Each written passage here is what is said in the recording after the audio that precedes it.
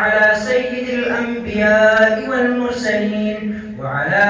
آله وأصحابه والأئمة المحدثين. أما بعد، فإن أصدق الحديث كتاب الله، وأحسن الهدي هدي محمد صلى الله عليه وسلم، وخير الأمور عوازمها، وشر الأمور محدثاتها، وكل محدثة بدعة، وكل بدعة ضلالة، وكل ضلالة في النار. وبالسند المتصل منا إلى فضيلة الشيخ العلامة الفقيه المحدث محمد نجيب الله الفاروقي، حفظكم الله تعالى ورعاكم ومتعنا بعلومكم وبركاتكم، آمين. حدثكم فضيلة الشيخ شيخ العرب والعجم مولانا محمد حسن جان المدني قدس سره، قال حدثنا شيخنا صاحب التصانيف المشهورة في فنون التفسير والحديث والتوحيد،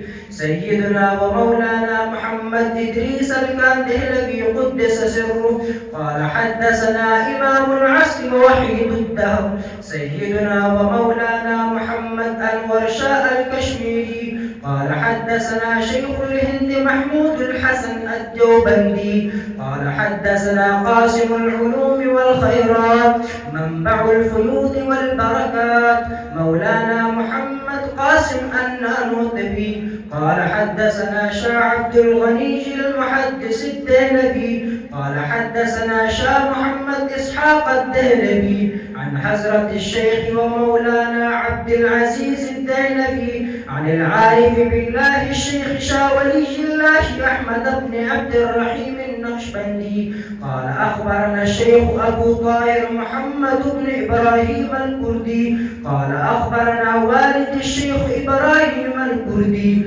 قال قرأت على الشيخ أحمد القشاشي، قال أخبرنا الشيخ أحمد بن عبد القدوس الشنابي، قال أخبرنا الشيخ محمد بن أحمد الرملي عن الشيخ زكريا بن محمد أبي يحيى الأنصاري، قال قرأت على الشيخ الحافظ الحجة أحمد بن علي بن حجر الأسقلاني عن الشيخ إبراهيم بن أحمد التنوخي عن الشيخ أحمد بن أبي طالب عن الشيخ سراج الحسين المبارك عن الشيخ عبد الأول بن عيسى الهربي عن الشيخ عبد الرحمن بن مظفر الداودي عن الشيخ أبي محمد عبد الله بن أحمد السرخسي عن الشيخ أبي عبد الله محمد بن يوسف الفربري عن الإمام الجليل الحافظ الحجة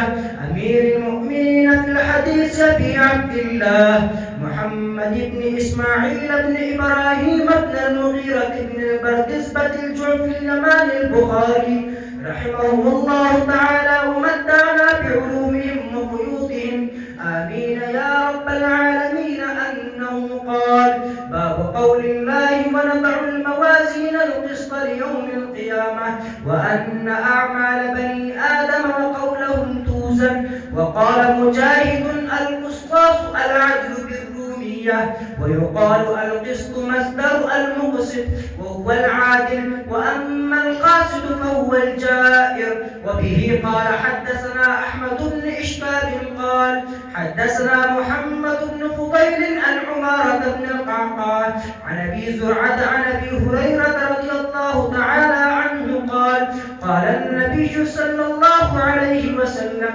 كلمتان حبيبتان إلى الرحمن خفيفتان على اللسان ثقيلتان في الميزان، سبحان الله وبحمده